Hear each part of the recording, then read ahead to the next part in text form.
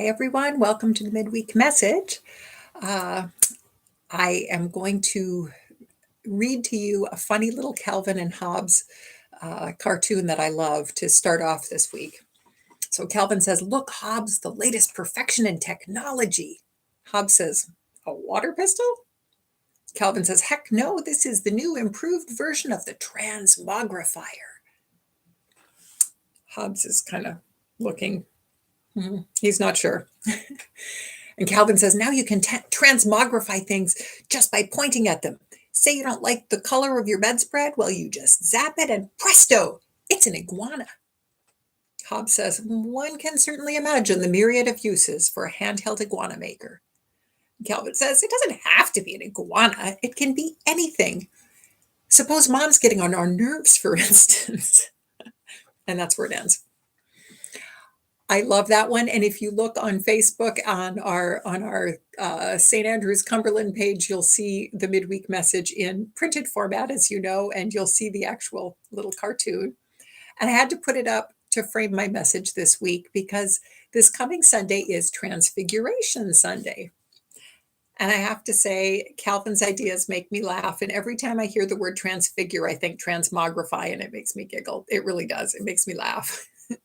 uh, There's some things about growing up as a minister's kid that are definitely true, and one is that there are little jokes going, like religious jokes. I love religious humor, so don't think I don't. I do love religious humor, and it's like constantly going on in the back of my head. So what you might see as a straight face when I'm giving a sermon does not always mean that there isn't a little joke back there lurking. Anyway, the ideas are not entirely unrelated. The idea that we can be changed is something that we hear all the time, isn't it? There are new and improved diets out there. There's healthier ways for us to exercise safely. There's better habits for self-care. Or in the business world, there's more efficient ways for a business to run, or for a household. There's all of these, like the decluttering, that whole decluttering movement, great ways for a house to function. Improvement is something that we strive for on many levels, both at work and at home, in our personal lives, with our friends, with our beloved others. Calvin's newest perfection in technology instantly changes something into something else. Now, is that an improvement? Maybe, maybe not.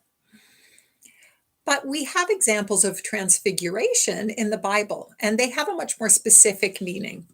So when Moses or Elijah or Jesus, and those, of course, are the big three that we think of, are transfigured, the light, the Spirit of God suffuses their beings, and we see that light literally coming out of their pores. In all of the stories, they reflected this amazing, beautiful light when they have these experiences of these encounters with God where they are transfigured. Now, I would hypothesize, though, that they are not becoming something else. Instead, they are becoming more themselves. They become, even if briefly, the image that God had for them, that hope, that idea that God had for them in essence, in their healed and redeemed and liberated selves. So we see, the healed, the most whole version of these people when they are in the presence of God. So in Jesus' case, especially, he became more fully himself, both as creator and created. So rather than becoming something else entirely, they became more fully themselves, which I think is so beautiful. And I find it really hopeful. The idea that God doesn't try to change us into something else. We are not transmogrified iguanas after our experience with God. We're not being changed into something else, but God, who already knows and loves us and works with us to heal us, helps us to become more fully the self that God sees, that God hopes and desires for us to become. That is such a loving and liberating message this week. There's no duality here. There's no strange alien presence that changes us from one thing to another. Only love that suffuses our beings, that transfigures us to become more fully ourselves, more fully the love that God envisioned. And that we, as we seek to open ourselves to that transforming God love, God light, can become. And it's not just for our benefit. Remember in the story of Elijah and Elisha asked God for a double portion of his mentor Elijah's spirit. So we are meant to go out and be that love, that light pouring through us out in our communities, out in our families, into the people around us. So what would it mean in your life to receive a double measure of the spirit of your mentor, your best friend, or your teacher? What would it mean to receive a double dose of God? What would it mean to receive a double dose of that spirit of helpfulness and care and affection? What would you say? How would you feel? How might that change you? How might that make you become more you? Because mentors are people that lead us, that show us better ways to be ourselves, better ways to be effective, improvement, better ways to be ourselves in the world. We learn so much from our mentors. Now, those of us who have received the great gift of mentors and friends have to ask, what will we do with that gift of learning from them that we've received? Elisha moved on to take up the mantle of Elijah because of what he saw Elijah doing during his life and because who he knew Elijah was as a person. Now, I had the best professor at McAllister. I had the great gift of a wonderful mentor and supervisor in the Reverend Dr. Calvin Retzel, who I still greatly, greatly just love and esteem. When I was getting my BA, he became not only a mentor, but as the years went on, he became a treasured friend. I learned so much from that guy, and not just academically. I did. I learned tons from him academically. But it wasn't just that, it was the way that he taught, the way that he sought after knowledge, his sense of humor, he was just such a good person. He was a solidly good person, too. But he also had this great sense of humor and this great devotion to his family and friends. And he was patient and optimistic and intellectually curious. And again, that sense of humor that he had created a perspective on life and learning that I learned from and I value to this day. I mean, every once in a while, every couple of years, I write and bug him a little bit just to reach out because I tell you what, he has had the most beneficial, and I know he doesn't even probably know that, but Dr. Retzel, if you ever see this, you have had, oh, you have been such a mentor to me, and I thank you for that. Ooh, sorry, people. I value his input in my life, his patient, loving input in my life to this day. And if I received a double portion of his spirit, I would count myself lucky indeed. We can receive these gifts and then we can turn around and offer them out again. And I really believe that is what we're called to do, just like Elisha did, even as Professor Retzel did with me and so many others. He was so great with all of us.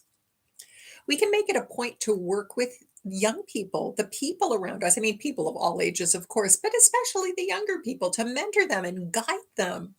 We can give the gift of ourselves, a double dose of our spirit, and a double dose of God's love to those who are starting out on their journey. I truly, truly believe that the best way to honor those who gave of themselves to us is to turn around and give of ourselves to others. So let's consider some ways that we can carry on our gifts. Are you a mentor to someone now? Are you a friend or a confidant?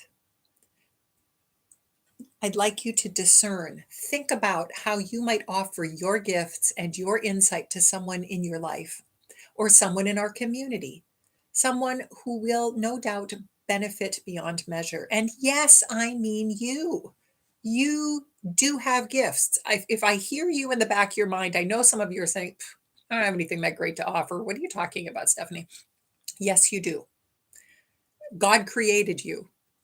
There is a purpose for you. You have meaning and agency in this world, and it just is up to you to use that.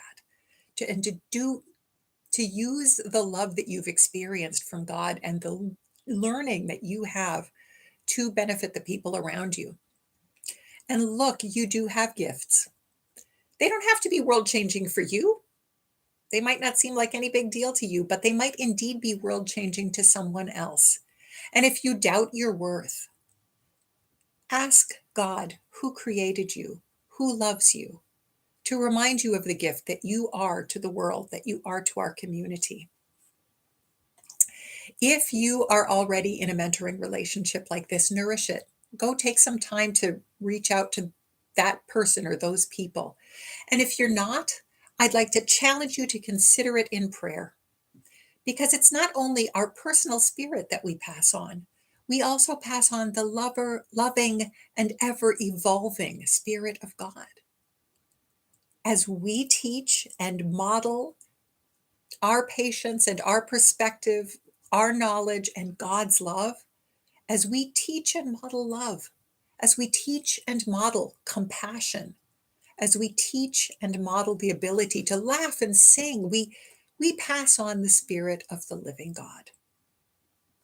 As we do this, person by person, the world is healed a little more each day. So let's prayerfully accept the mantle of the prophet, of Elijah, of Dr. Retzel, of teacher, of mentor, and of friend. The gift of love itself, which I would challenge you to I remind you is God's self. God is love, can transfigure our world, suffuse it with the light of God. And we need that today. We need it. So as we move together towards the story of the transfiguration of Jesus and the disciples' reaction to it, let's start thinking about how we can become more fully ourselves through God's fulfillment of love in our hearts and minds, and then share that with others as we allow love to spill out of us, through us, to others. And that, my friends, is way better than transmogrification. Okay, for next week, I want to remind you we're going to be using the book Good Enough, 40-ish Devotionals for a Life of Imperfection by Kate Bowler. And we will be discussing it each week during the midweek message. So if you'd like a copy, please email me or call the church office, or email or call me or the church office, either one. If you can purchase it easily, it is on Amazon Kindle. That's where I grabbed it, as well as in paperback and hard copy. And I want to remind you, Lent, believe it or not, begins next week. So now is the time. Now is the time to either contact me or the church office for a copy or purchase one. Both are available. Also, as you read, if you have questions or comments, send them to me. Send them my way, and then we can discuss them in this midweek message format each week. And I am really looking forward to that. I'm looking forward to reading together as a community and discussing things together. I'm looking forward to your questions and responses to it. It's a beautiful book, and I think it's thought-provoking. It's also gentle, and I think we need something thought-provoking and gentle at this time. I think we've all been through a lot, so something that is not too awful or too painful is so good, so great, and I know you will enjoy it. Okay, until next week, and in this together with you, this is Reverend Stephanie signing off. I'll see you next week, or even better, I'll see you on Sunday.